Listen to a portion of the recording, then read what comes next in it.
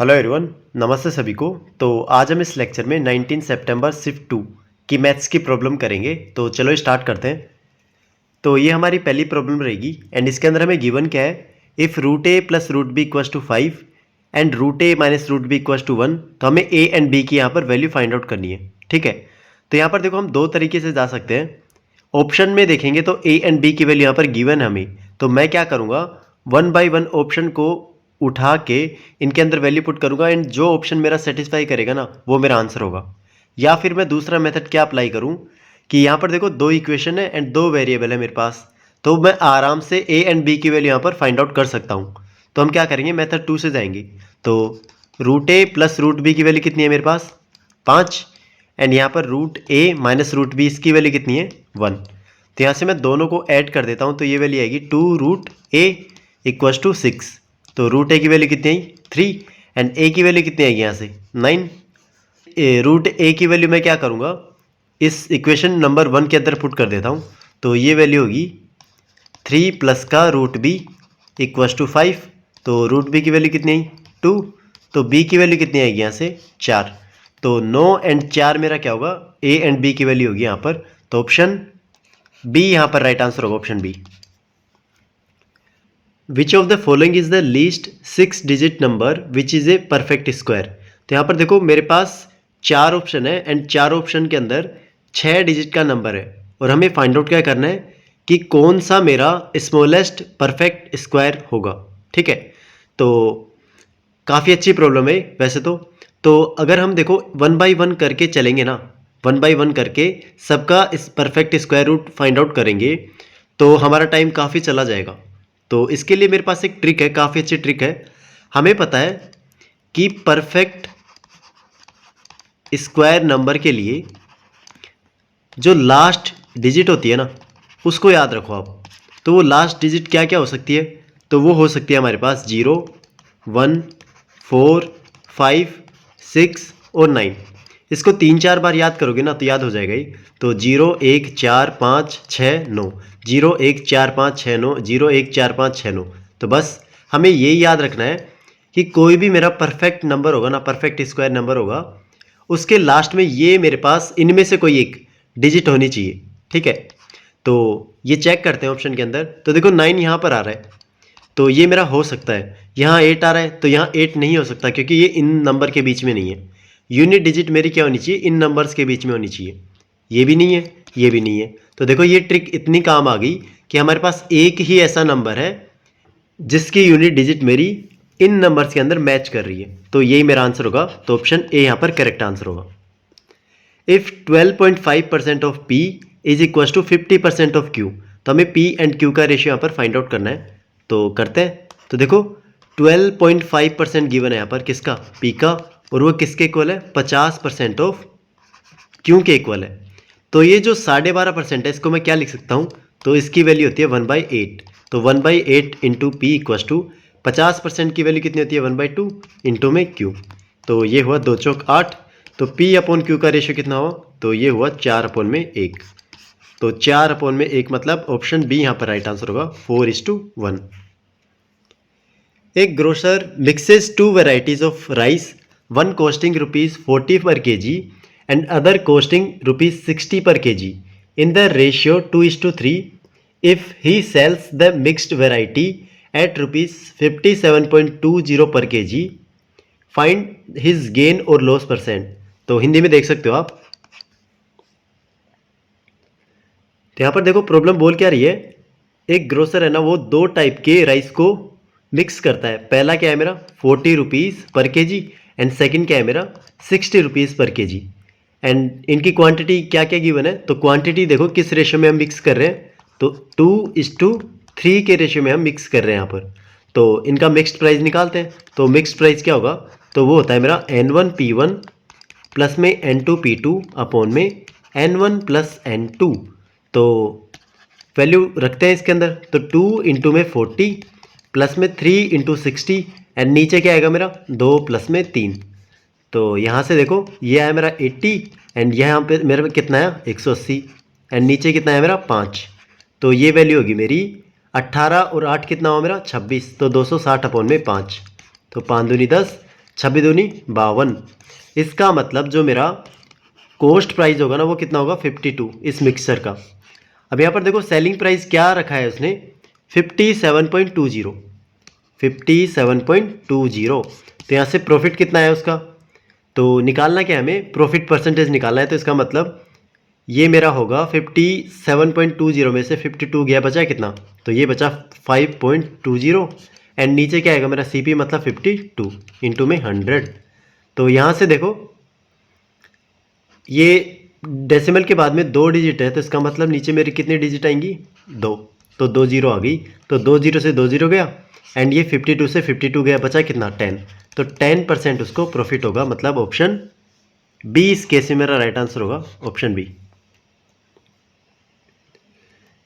A book originally priced at 600 रुपये is subject to a reduction in cost through 2 consecutive discounts, an initial markdown of 10% followed by an additional 20% discount.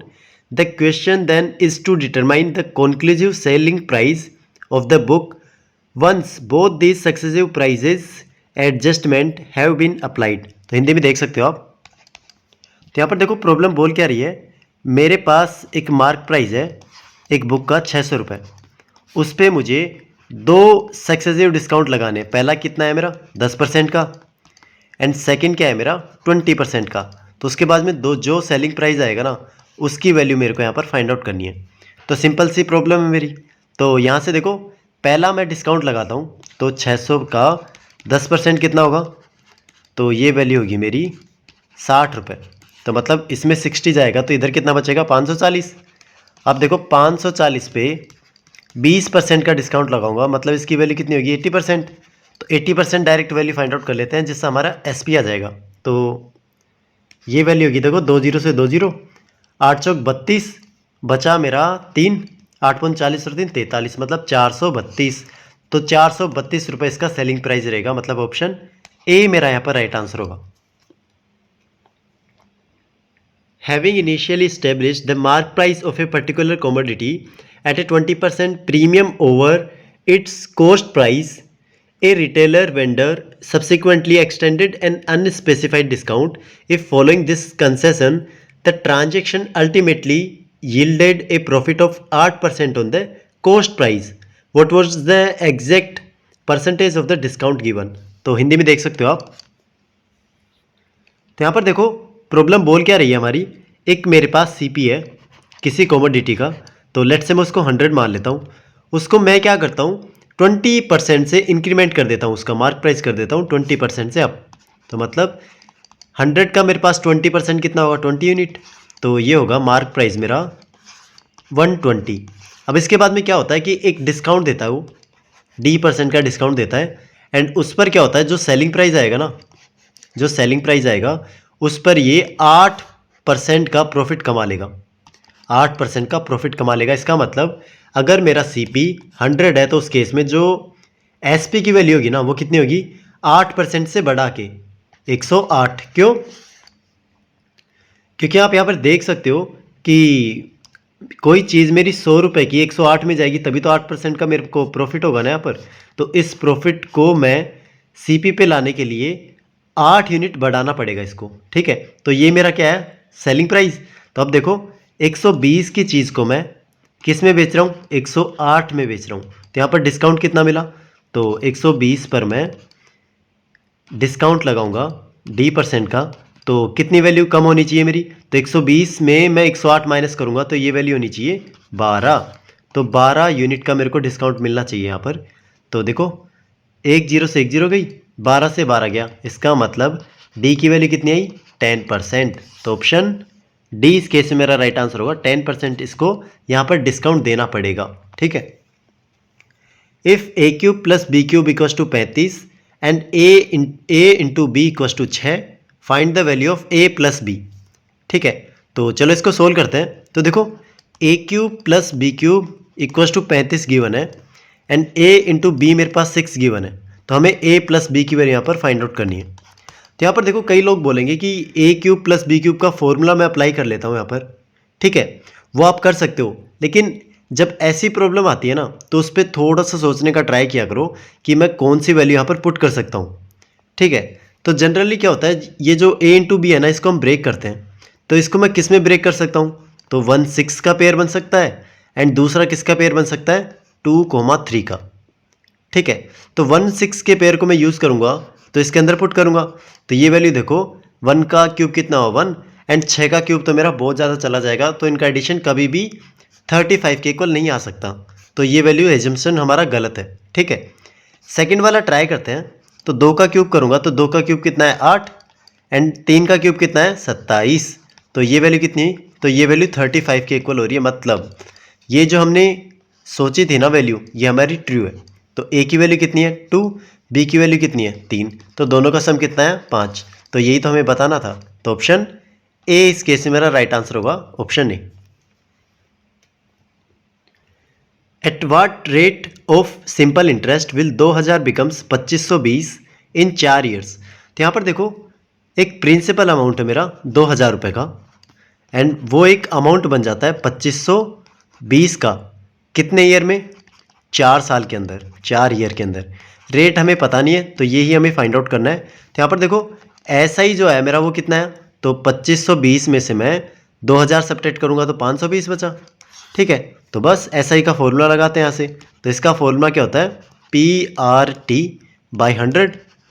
तो यहाँ से put करते हैं, तो 2000 into में are ऐसे कैसे 4 साल, एंड नीचे मेरा 100, ये वैल्यू किसके इक्वल होनी चाहिए 520 के। तो यहाँ से काटते हैं 2 0 से 2 0, एंड ये देखो 4 से कट रहा है, 4 कम 4, 4 3 12 0, एंड 1 0 से 1 0 और गई, 2 से कट रहा है, 2 से कटेगा तो ये कितना हुआ मेरा, तो आर की वैल्यू आएगी 13/2, मतलब 6.5%। तो 6.5% मतलब ऑप्शन बी इस केस में मेरा राइट आंसर होगा, option b. A person invested 8,000 in one scheme at 6% simple interest and 5,000 in another scheme at 8% simple interest for the same duration. If he receives a total interest of 1760 rupees from both investments, what was the duration time period of the investment. तो हिंदी में देख सकते हो आप। तो यहाँ पर देखो प्रॉब्लम बोल क्या रही है, एक पर्सन है मेरा, उसने क्या किया, 2 स्कीम के अंदर पैसे लगाए। तो ये है फर्स्ट एंड ये है सेकंड। इसके अंदर कितने पैसे लगाए, उसने लगाए 8,000 रुपये। इसके अंदर कितने लगाए, उसने लगाए 5,000 रुपये। इधर किस रेट से लगाए, तो इधर 6% की रेट से लगाए, इधर लगाया 8% की रेट से, एंड दोनों का टाइम क्या है सेम। तो यहाँ से मैं क्या करता हूँ, दोनों का SI निकाल लेता हूँ। तो SI निकालते हैं, तो SI क्या होगा इसका, तो ये होगा PRT, मतलब 8,000 इंटू में 6% एंड इंटू में एक टी टाइम पीरियड के लिए, प्लस में 5,000 इंटू में 8% इंटू में टी टाइम पीरियड के लिए। तो दोनों का इंटरेस्ट मेरे पास कितना आता है, तो देखो यहाँ पर गिवन है 1760, तो 1760। तो अब हमें टी की वैल्यू यहाँ से फाइंड आउट करनी है। तो देखो यहाँ से अब जो कट रहा है वो काट लेते हैं, तो 2 0 से 2 0, यहाँ से भी 2 0 से 2 0, तो टी कॉमन ले लूँगा मैं यहाँ से। तो टी कॉमन जैसे ही लूँगा, ये वैल्यू कितनी होगी, तो 8 6 48, 480, प्लस में ये कितना हुआ 8 5 40, मतलब 400 इक्वस टू 1760। तो टी की वैल्यू होगी मेरी 1760 डिवाइडेड बाई इन दोनों का सम कितना होगा, तो 880। 880 हुआ। अब देखो ये मेरा 2 टाइम्स जाएगा, तो इसका मतलब टी की जो वैल्यू होगी ना वो कितनी होगी 2 ईयर्स। तो 2 ईयर्स मेरा यहाँ पर राइट आंसर होगा। तो ऑप्शन बी इस केस में मेरा राइट आंसर होगा, option b. A wheel chair ramp needs to reach a platform that is 1.5 meter high if the ramp is designed to make an angle of 30 degree with the level ground. What is the length of the ramp? तो यहाँ पर देखो एक ramp है मेरा, तो वो लगभग 1.5 मीटर की हाइट पे है, एंड जो मेरा व्हील चेयर है वो 30 डिग्री का एंगल बना सकती है। तो मतलब इस तरीके से वो चढ़ेगी। तो ये एंगल मान लो मैं 30 डिग्री का है, तो हमें बताना है ये जो पाथ है ना, ये वाली डिस्टेंस ये कितनी होगी। तो यहाँ पर देखो ये 30 डिग्री है, तो इसका मतलब ये यूनिट मेरी 1 होगी, तो ये कितनी होगी √3, एंड ये कितनी होगी, ये होगी मेरी 2। तो यहाँ से 1 यूनिट की वैल्यू है 1.5, तो 2 यूनिट की वैल्यू कितनी होगी, तो ये होगी 3 मीटर। तो ऑप्शन डी मेरा इस केस में राइट आंसर होगा, option d. From a point a on the ground the angle of elevation to the top of the building is 30 degree from a point b which is directly between a and the foot of the building the angle of elevation is 60 degree. What is the ratio of the distance of point A from the building's foot to the distance of the point B from the building's foot? तो एक बार हिंदी में देख सकते हो आप. तो यहाँ पर देखो प्रॉब्लम बोल क्या रही है. एक मेरे पास बिल्डिंग है यहाँ पर, तो ये मैंने बिल्डिंग बना दी एंड एक पॉइंट है मेरे पास ए यहाँ पर. तो ये जो ए पॉइंट है ना, ये कितना एंगल बना रहा है? तो ये एंगल बना रहा है 30 डिग्री का.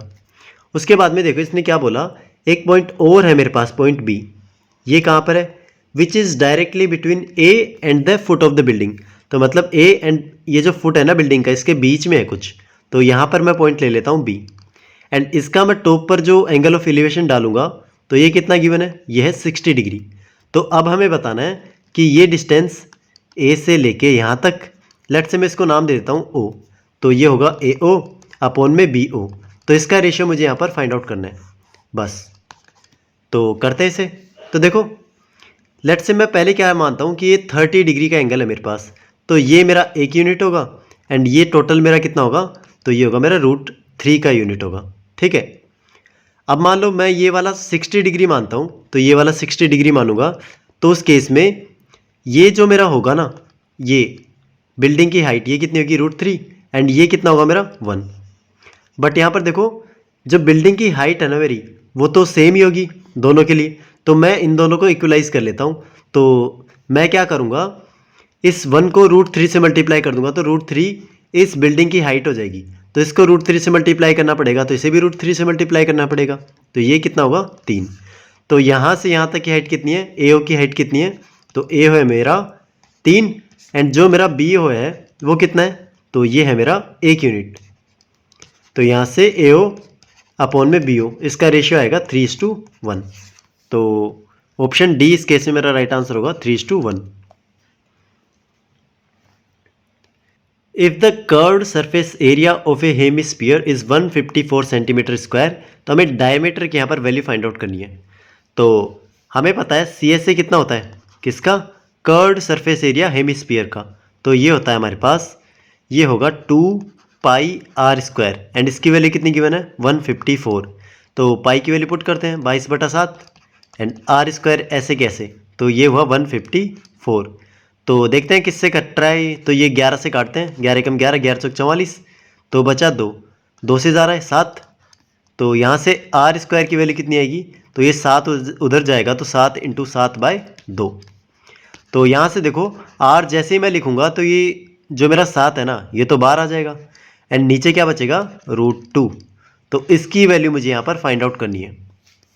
तो करते हैं. तो देखो 7 बटा, अब ये जो √2 इसकी वैल्यू कितनी होती है? तो इसकी वैल्यू होती है 1.414. ठीक है. तो मैं ये जो पॉइंट हटाऊंगा तो ऊपर 3 जीरो आ जाएगी. तो 7000 में मुझे 7000 में मुझे 1414 इससे डिवाइड करना है. तो देखो कितने टाइम जाएगा ये? तो इसको 6 टाइम भाग दे के देखते हैं, या 5 बार 6 टाइम देखते हैं. तो 6 टाइम मल्टीप्लाई करूंगा तो 1414 को मैं 6 टाइम मल्टीप्लाई करूंगा. 6 को 24, 2 6 2 8, 6 को 24, 2 6 2 8. तो ये तो ज़्यादा चला गया. तो 5 से मल्टीप्लाई करके देखते हैं. तो 5 से मल्टीप्लाई करेंगे तो ये कितना आएगा? तो देखो 5 चौक 20, 2 5 चौक 20 और 2 7, सॉरी 5 और 2 7, 5 चौक 20, 2 5 और 2 7. तो देखो ये लगभग मेरा 7000 के लगभग ही जा रहा है, थोड़ा सा ज़्यादा जा रहा है. तो इसका मतलब ये 4.9 के अप्रोक्स होगा. ठीक है. तो देखो अब ये तो मेरे पास रेडियस आ गया 4.9 के लगभग. तो मुझे निकालना क्या है? यहाँ पर डायमीटर निकालना है. तो इसका मतलब 2r की वैल्यू यहाँ से फाइंड आउट करनी है. तो ये मल्टीप्लाई होके 9 पॉइंट कुछ आएगा. तो 9 पॉइंट कुछ मतलब ए की ऑप्शन के अंदर है. तो वही मेरा आंसर हो जाएगा 9.9. तो ऑप्शन ए यहाँ पर करेक्ट आंसर होगा. A cone has a height h and radius r. The cone is melted and recast into a smaller cone whose height is h/2 and radius is r/3. What fraction of the original volume is unused? तो हिंदी में देख सकते हो आप. तो यहाँ पर देखो सिंपली प्रॉब्लम बोल क्या रही है कि मेरे पास एक कोन है स्टार्टिंग के अंदर. तो ये कोन है, इसकी हाइट कितनी है? h एंड रेडियस कितनी है? r. तो ये दो चीज़ है. तो मैं क्या करता हूँ, इसको मेल्ट करके और इसका कुछ पोर्शन यूज़ करूँगा. तो एक छोटा मैं यहाँ पर कोन बनाता हूँ. जिसकी रेडियस कितनी होगी, तो रेडियस होगी r/3, इसको कैपिटल R बोल देता हूँ, एंड जो h होगा मेरा कितना होगा, स्मॉल h/2। तो मुझे बताना है कि इसका जो बाकी का एरिया जो बच गया है ना, वो ओरिजिनल वॉल्यूम के कितने फ्रैक्शन होगा। ठीक है, तो ये चीज़ हमें यहाँ पर बतानी है। तो उससे पहले मुझे इसका वॉल्यूम चाहिए होगा, तो इसका वॉल्यूम फाइंड आउट करते हैं। तो इसका वॉल्यूम देखो, इसका वॉल्यूम कितना होगा मेरा, तो इसका होगा, हमारे पास फॉर्मूला होता है वॉल्यूम का 1/3 पाई r² h, एंड इसका वॉल्यूम कितना होगा, तो इसका वॉल्यूम होगा volume of smaller cone equals to 1/3 pi r कितना है मेरा, r/3, तो r/3 का स्क्वायर, एंड h क्या है मेरा, h/2। तो यहाँ से वॉल्यूम कितना आएगा, तो यहाँ से वॉल्यूम आएगा मेरा 1/3 पाई r² h, एंड नीचे वैल्यू कितनी आएगी, 3 3 9 दूनी 18। ठीक है, तो ये वैल्यू आ गई मेरे पास। अब देखो वॉल्यूम अनयूज्ड ये कितना होगा, तो ये होगा मेरा 1/3 पाई r² h में से 1/3 पाई r² h/18, ये सब्ट्रैक्ट कर दूंगा मैं यहाँ से, तो ये वैल्यू देखो कितनी आएगी। तो यहाँ से देखो 1/3 पाई r² h, ये कॉमन ले लिया मैंने, तो 1 माइनस का 1/18, तो ये वैल्यू कितनी बचेगी, तो ये वैल्यू होगी 17/18, एंड इनटू में 1/3 पाई r² h, तो ये वैल्यू मेरी अनयूज्ड वॉल्यूम होगा। ठीक है, तो अब हमें निकालना क्या है, फ्रैक्शन निकालना है किसका, अनयूज्ड डिवाइडेड बाय जो मेरा ओरिजिनल वॉल्यूम था उसका। तो ये हुआ मेरा volume of unused divided by volume of original, तो ये होगा 17/18 इंटू में 1/3 पाई r² h, एंड जो ओरिजिनल वॉल्यूम था वो कितना था मेरा, तो वो भी ये सेम था 1/3 पाई r² h। तो इससे ये वैल्यू कैंसिल हो जाएगी, तो रेशियो कितना आएगा मेरा 17/18, मतलब ऑप्शन ए इस केस में मेरा राइट आंसर होगा, option A. What is the ratio of area of a regular hexagon to that of an equilateral triangle of the same side length? तो हिंदी में देख सकते हो आप। तो यहाँ पर देखो प्रॉब्लम बोल क्या रही है, मेरे पास एक रेगुलर हेक्सागोन है। तो रेगुलर हेक्सागोन का मतलब क्या है, रेगुलर हेक्सागोन का मतलब होता है कि सारी साइड्स मेरी क्या होती हैं, इक्वल होती हैं। तो यहाँ से देखो मुझे इसी सेम साइड का एक इक्विलेटरल ट्रायंगल बनाना है, मतलब ए। तो अगर मैं ये जो हेक्सागोन है ना, रेगुलर हेक्सागोन, इसको मैं इक्विलेटरल ट्रायंगल के अंदर डिवाइड करूं, तो ये ऐसे 6 मेरे पास इक्विलेटरल ट्रायंगल बन जाएंगे। तो इसका मतलब अगर इसका एरिया मेरे पास 1 होगा ना, तो इसका कितना होगा 6, तो 6:1 का रेशियो मेरे पास आएगा यहाँ पर। तो ऑप्शन ए इस केस में मेरा राइट आंसर होगा, option A. A prism has an equilateral triangular base with A side length of 4 centimetre. Its height starts at 5 cm and increases by 1 cm for each subsequent layer, forming 5 layers in total. What is the total volume of the prism? तो हिंदी में देख सकते हो आप। तो यहाँ पर देखो बोल क्या रहा है कि जो मेरे पास प्रिज्म गिवन है उसका जो बेस है वो बेस क्या है, एक ट्राइंगुलर है, और ट्राइंगल भी कौन सा है, इक्विलेटरल ट्राइंगल है। ठीक है, तो इसका मतलब जो मेरे पास बेस एरिया होगा ना, तो बेस एरिया क्या होगा, तो बेस एरिया होगा हमारे पास इक्विलेटरल ट्रायंगल का फॉर्मूला क्या होता है, √3/4 a²। तो ए की वैल्यू पुट करते हैं 4, तो ये हुआ √3 इंटू में 4 इंटू 4 अपॉन में 4, तो 1 4 से 1 4 गया, मतलब बचा क्या 4√3। तो ये तो मेरे पास आ गया बेस एरिया इसका। ठीक है, अब देखो बोल क्या रहा है यहाँ पर कि it's height start at 5 centimetre and increases by 1 centimetre for each subsequent layer. तो ऐसे मेरे पास देखो 5 मेरे पास प्रिज्म होंगे और उनकी हाइट यहाँ पर डिफरेंट गिवन है।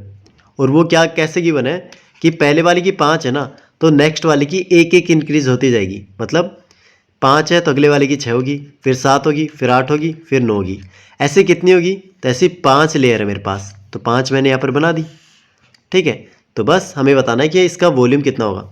तो सबका वॉल्यूम कितना होगा, तो सबका वॉल्यूम होगा 4√3, तो मेरे पास कॉमन बेस आ जाएगा, बेस एरिया, एंड सभी की हाइट को मैं जेड ऐड कर दूंगा। तो यहाँ पर देखो 5 + 6 + 7 + 8 + 9, तो ये वैल्यू कितनी होगी 4√3, एंड इसकी वैल्यू देखो 5 × 6 = 11, 11 और 7 18, 18 × 8 26, 26 और 9 कितना हुआ मेरे पास, 26 और 9 हुआ 35, तो ये इसकी वैल्यू कितनी आएगी 35।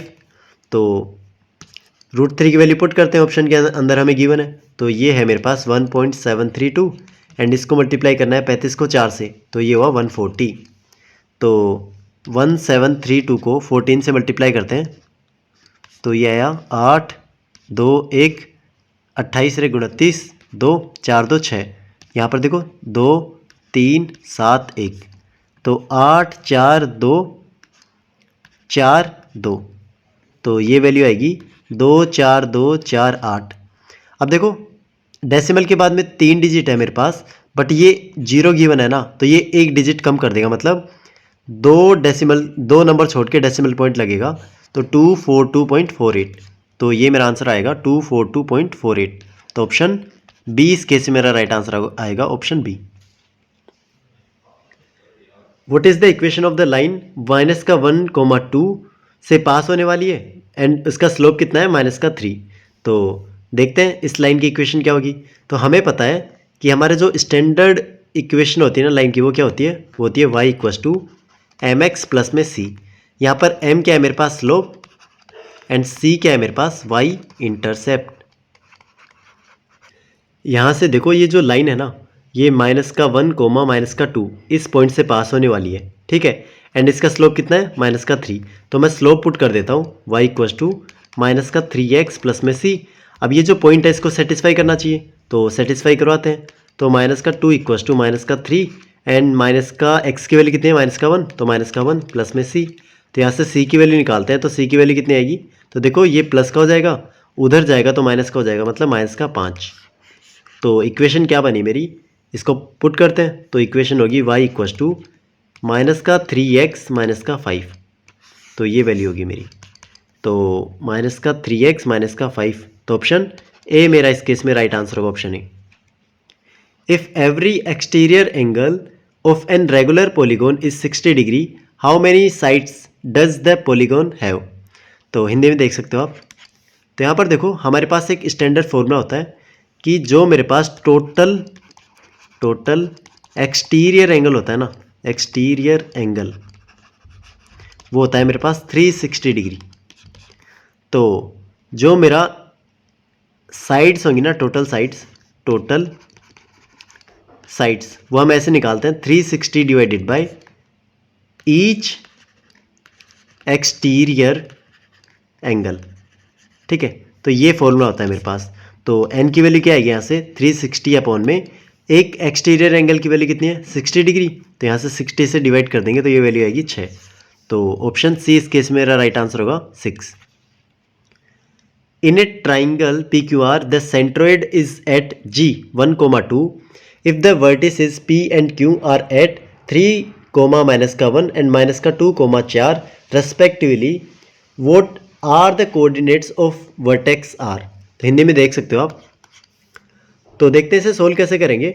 यहाँ पर देखो मेरे पास एक ट्राइंगल गिवन है, ट्राइंगल बनाऊंगा तो ये है मेरा P एंड ये है मेरा Q एंड ये है मेरा R। एंड यहाँ पर देखो P एंड Q के मेरे पास कोऑर्डिनेट गिवन है। इसका कोऑर्डिनेट कितना है 3, -1 एंड इसका कितना है -2, 4। एंड जो मेरे पास एक सेंट्रोइड गिवन है उसकी वैल्यू कितनी है 1, 2।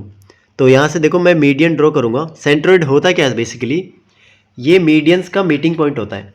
तो यहाँ से मैं कई सारे मीडियन खींचूंगा ना इस तरीके से, तो ये जो पॉइंट आएगा इसको हम बोलते हैं सेंट्रोइड। तो ये है G, इसकी वैल्यू कितनी है 1, 2।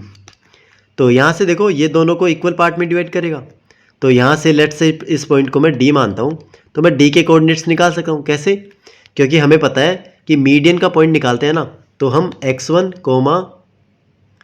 y1 एंड x2, y2, अगर ये दो पॉइंट है तो उस केस में जो मीडियन पॉइंट वाला आएगा तो वो कितना आएगा x1 प्लस में x2 अपॉन में 2 एंड y आएगा मेरा y1 प्लस में y2 अपॉन में 2। तो इन दोनों को यूज़ करके हम क्या करते हैं D की वैल्यू निकालेंगे। तो -2 प्लस में 3, तो ये वैल्यू आई 1, तो 1/2, अब देखो 4 प्लस में -1 मतलब 3/2। तो ये दो मेरे पास क्या है D की वैल्यू आई। तो अब देखो ये मेरा R है, ये मेरा क्या है, ये मेरा D है। आर की वैल्यू मुझे यहाँ पर फाइंड आउट करनी है, तो एक्स वाई मान लेते हैं इसे। एंड जो मेरा यहाँ पर जी गिवन है उसकी वैल्यू कितनी है, उसकी वैल्यू है 1,2। एंड हमें पता है कि ये जो सेंट्रोइड है ना, इस मीडियन को 2:1 के रेशियो में डिवाइड करता है। एंड इसकी वैल्यू कितनी है, इसकी वैल्यू है 1/2, 3/2। तो यहाँ से देखो, अगर मेरे पास 2 पॉइंट गिवन है ऐसे x1, y1 एंड इधर है x2, y2 एंड एक पॉइंट गिवन है मेरे पास बीच में x, y एंड ये m/n के रेशियो में कट कर रहा है ना, तो उस हिसाब से हम ये जो x एंड y है ना, इसकी वैल्यू होती है x = इसको हम इससे मल्टीप्लाई करते हैं एंड इसको हम इससे मल्टीप्लाई करते हैं, ठीक है।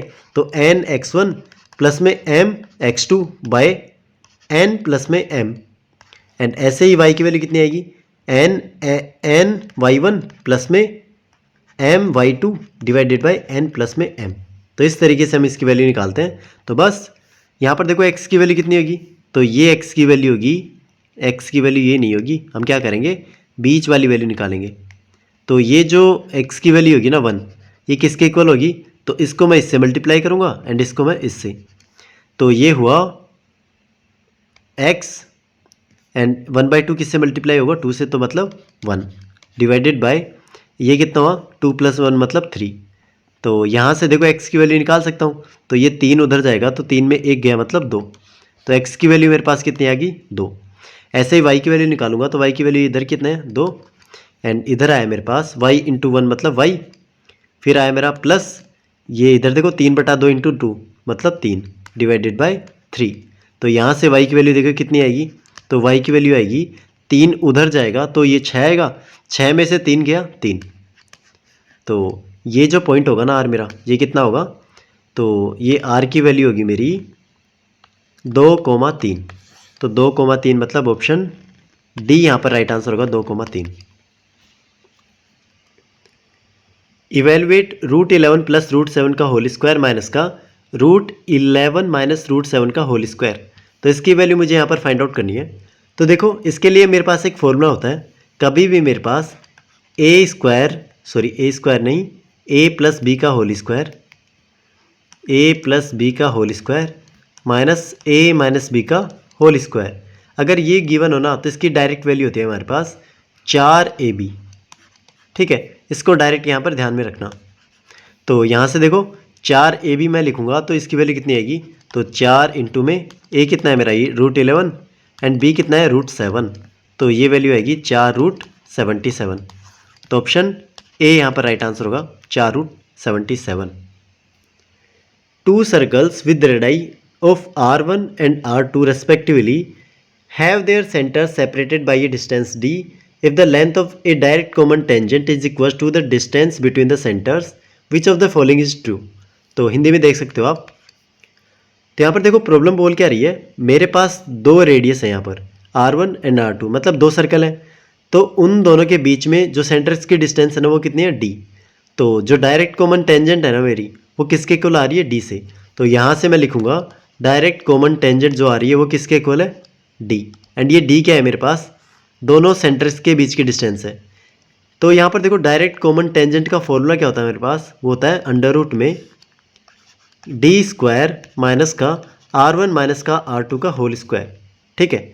अब वो बोल क्या रहा है कि ये जो डायरेक्ट कॉमन टेंजेंट है ना, ये किसके इक्वल है, ये d के इक्वल है।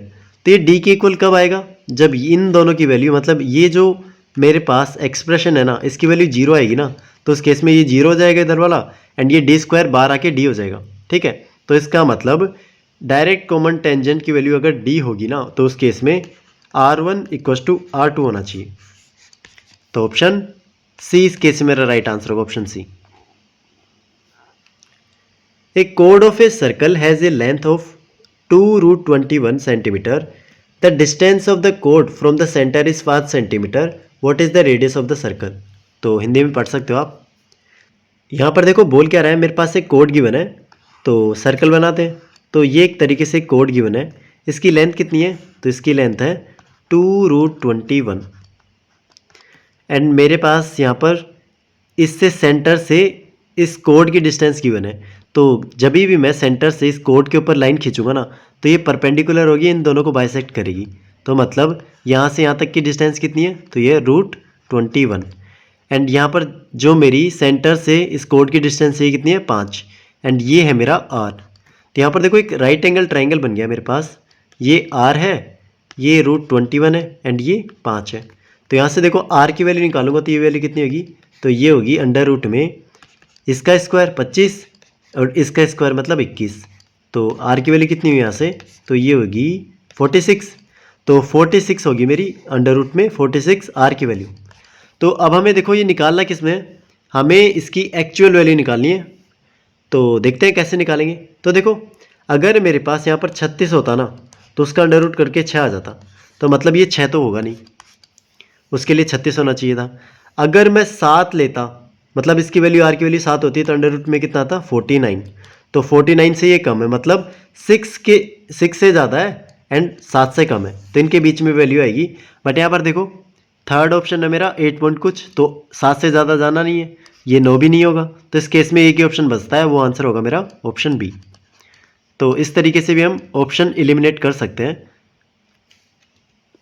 If sin a plus cos a equals to x then find the value of sin square a plus cos square a plus 2 sin a cos a। तो यहाँ पर देखो सिंपल सी वैल्यू गिवन है मेरे पास, sin a plus cos a equals to x। तो इसका मैं अगर दोनों का स्क्वायर कर दूंगा ना दोनों साइड, तो देखो इसकी ही वैल्यू हमें यहाँ पर फाइंड आउट करनी है, मतलब इसकी वैल्यू फाइंड आउट करनी है। क्योंकि ये क्या बनेगा, ये बनेगा साइन स्क्वायर प्लस में cos square plus 2 sine cos, तो इसकी वैल्यू आएगी एक्स स्क्वायर। तो ऑप्शन बी यहाँ पर राइट आंसर होगा x square. If sine x equals to cos x then हमें वैल्यू किसकी फाइंड आउट करनी है, साइन की पावर 4x प्लस कोस की पावर 4x। तो देखते हैं कैसे करते हैं इसे। तो यहाँ पर देखो sine x equals to cos x given है, तो यहाँ पर हमें एक प्रॉपर्टी ध्यान है कि अगर मेरा sine a equals to cos b के इक्वल होता है ना, तो उस केस में जो मेरा ए प्लस बी है ना उसकी वैल्यू कितनी होती है 90 डिग्री। तो यहाँ पर देखो इधर भी साइन एक्स है, इधर भी साइन, इधर कोस एक्स है, तो इस केस में ए की वैल्यू कितनी है एक्स, बी की वैल्यू कितनी है एक्स, तो ये 90 डिग्री के इक्वल होगा, तो मतलब 2x इक्वल्स टू 90 डिग्री। तो x की वैल्यू कितनी आएगी 45 डिग्री, तो इसमें 45 डिग्री पुट करते हैं। तो साइन 45 कितना होता है मेरा 1/√2, तो 1/√2 की पावर 4 प्लस में कोस 45 डिग्री भी कितना होता है 1/√2, तो 1/√2 की पावर 4। तो ये वैल्यू होगी 1/4 एंड ये वैल्यू होगी 1/4, तो ये होगा 1/2। तो 1/2 मेरा आंसर आएगा, तो ऑप्शन सी इस केस में मेरा राइट आंसर होगा, option c. If a plus b plus c equals to 0 and a equals to 0.1 b equals to 0.2 c equals to minus का 0.3, तो हमें इसकी वैल्यू यहाँ पर फाइंड आउट करनी है क्या होगी। तो यहाँ पर देखो मेरे पास एक फॉर्मूला होता है, अगर मेरा a प्लस बी प्लस सी 0 होता है ना, तो उस केस में a³ plus b³ plus c³ ये मेरा 3abc के इक्वल होता है। ठीक है, ये तो आपको याद ही होगा। तो हम क्या करेंगे, जो मेरे पास ये जो जिस एक्सप्रेशन की वैल्यू हमें फाइंड आउट करनी है ना, उसमें देखो क्या गिवन है a³ प्लस में b³ plus c³ divided by 3abc। तो यहाँ पर देखो a प्लस बी प्लस सी मेरे को 0 गिवन है यहाँ पर, तो यहाँ से इस a³ plus b³ plus c³ की वैल्यू कितनी हो जाएगी 3abc, तो इसको मैं 3abc पुट कर सकता हूँ। तो यहाँ से देखो 3abc अपॉन में 3abc, ये वैल्यू कितनी होगी 1, तो ऑप्शन सी इस केस में मेरा राइट आंसर होगा, option c. If p equals to 0.8 and q equals to 0.02, तो हमें वैल्यू फाइंड आउट करनी है इस एक्सप्रेशन की। तो यहाँ पर देखो इनकी ज़रूरत भी नहीं है, इनकी ज़रूरत भी नहीं है, क्यों, क्योंकि देखो ऊपर नीचे ये कट जाएगा। कैसे, अगर मैं ऊपर में से 4 कॉमन ले लूँ तो ये 4 बाहर आएगा, तो कितना बचेगा 4³, तो इधर कितना होगा मेरा p³ प्लस में q³ divided by p³ plus में q³, तो ये कैंसिल, तो यहाँ से वैल्यू कितनी आई 4³ मतलब 64, तो ऑप्शन डी इस केस में मेरा राइट आंसर होगा, ऑप्शन डी। तो आज के लिए इतना ही, थैंक यू एवरीवन।